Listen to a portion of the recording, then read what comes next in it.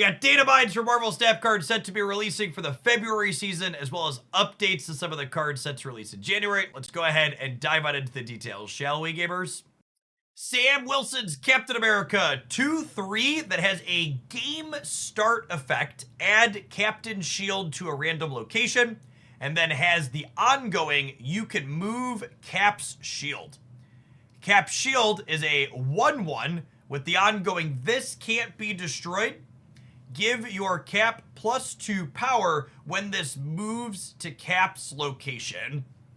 So what's the theoretical top power output on this under ideal circumstances? So you get 1 point for free every game, which is an interesting dynamic. And then let's say you play Sam Wilson on turn 2.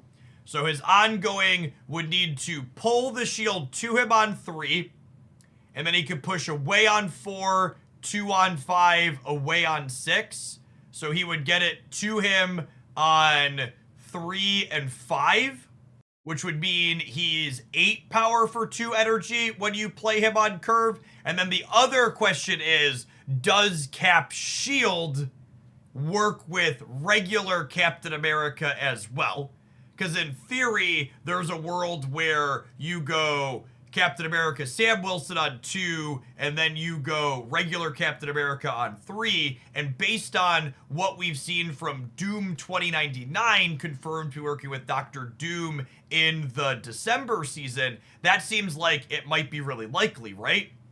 And all 3 of these cards are ongoing, so this seems like a phenomenal core to the bottom end of a Spectrum deck, which would love to have Cap Shield all the time as just a free 1-drop, so it's a relevant extra stats even inside of the games where Captain America Sam Wilson doesn't show up. Seems like a very awesome design at a minimum from a design perspective. This is really neat design space to see them exploring, and honestly, this seems like a pretty playable card that could go into a few different spots. Past the Spectrum angle, you could also have the move deck angle where you have like Kraven getting powered up as well as you bounce things around the board, or it could be enabling Miles Morales as well.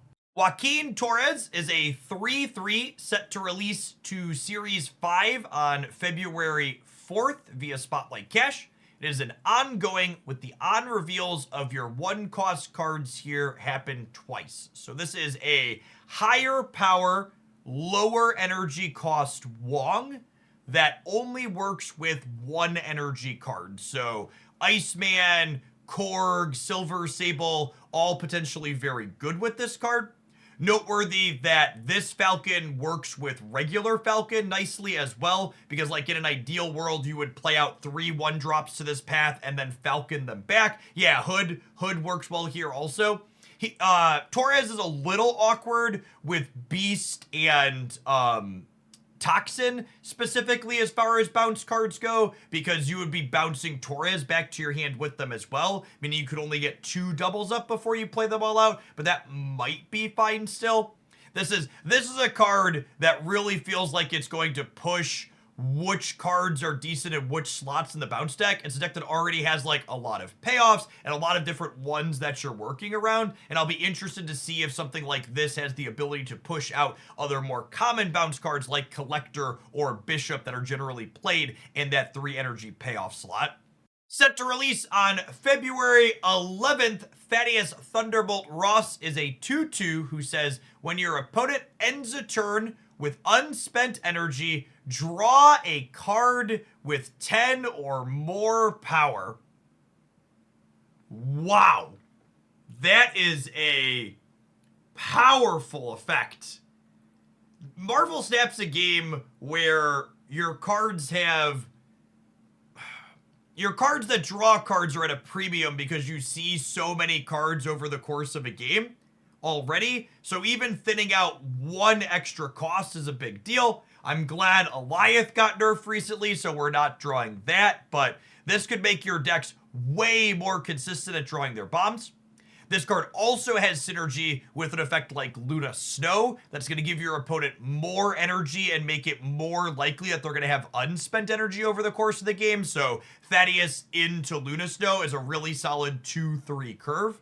I don't know what exactly will be optimal for this to be drawing, but I'd be pretty surprised if this doesn't have a solid deck somewhere. Obviously, Suitor looks really appealing for it to get you more payoffs in that deck as well. Find your Scar more consistently over the course of the game. Redwing is set to release on February 18th. It is a 1/2 with the on-reveal effect. Return one of your other 1-cost cards here to your hand and give it +2 power. Okay, yeah, well, this works really well with Joaquin Torres that we saw earlier, right? Actually, perfectly. You play this as the third 1-energy card into Joaquin's path, and you get to pick up your other 2 1-cost cards and give them both +1. Wow, that's a really good curve, huh? You could go Joaquin on 3, and then Redwing plus 2 other 1-drops on 4, and then you could even those 2 1-drops again plus Falcon on 5. Seems really, really potent. Yeah, Bounce is gonna have a whole new design to think about in the ways you can build it, because there's so many cards coming this month with even just 2 that you're gonna have to rethink which way you go. Set to release on February 25th, Diamondback is a 3/3 with the ongoing effect. Enemy cards here afflicted with negative power have an additional -2 power.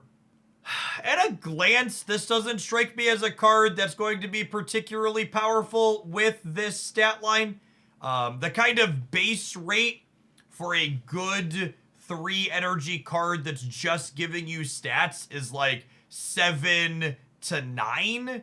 So she would realistically need to be put into a lane where 2 things are afflicted already to even just be a 3/7. And in order to get her to a solid like above rate to be comparable to things like Speed or Gladiator, you would need 3 entire things afflicted in her lane. And off the cuff, I feel like I would expect you to not hit that condition very often. I wouldn't be surprised to see her base stat move up to a 4 or a 5 in the 6 weeks or 8 weeks, I guess, between now and when this card eventually releases at the end of February. Reads a little weak as is. Batroc the Leaper. It does not currently have a set release date, so there is a chance this could be an extra card in the data files, or it's potentially the extra game mode reward card like we've had with King Atiri or Agony in the past. It is a 1/2 that says when a card moves, follow it to gain +2 power. So this card is potentially very good with Sam Wilson and Cap's Shield bouncing around the board as a payoff to get +2 every single time that happens. He could also be very good with Werewolf by Night, essentially letting you get +2 extra power on that.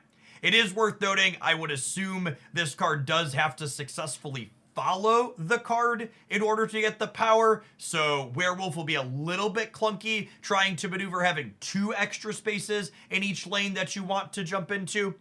This card probably on the little bit weaker side in terms of power level, but similar to tracking like King Atiri and Agony, probably one of those alternate game mode rewards, similar power level to those, I would wager. Another card without a release data bind is Cobra. That was added recently, a 3/6 who says you can only play this at a location where your opponent has exactly 1 card.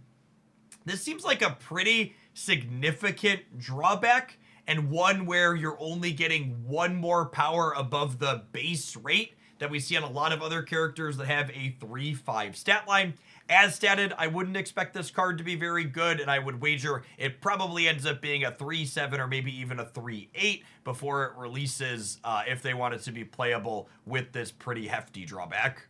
We have updates to a couple of cards releasing in January as well. Bullseye is still activate to discard all your cards that cost 1 or less and afflict opposing cards with -2 power for each one. It is now a 3/3 as opposed to a 4/5. Still absolutely love this design, especially with all the extra bounce tools that we have coming in February. Seems like a slick card to pick up for bounce enjoyers. Moonstone's also getting a nominal bump. Her effect is still ongoing effects of your 1, 2, and 3 cost cards here are doubled essentially, but she is a 4/6 as opposed to a 4/5 in the data mines now. Thanks for making it through to the end of our data mine card review. Be sure to smash that like button if you like my thoughts in this roundup, and make sure you're subscribed to the channel if you're new here so you don't miss any other upcoming Marvel Snap news anytime soon.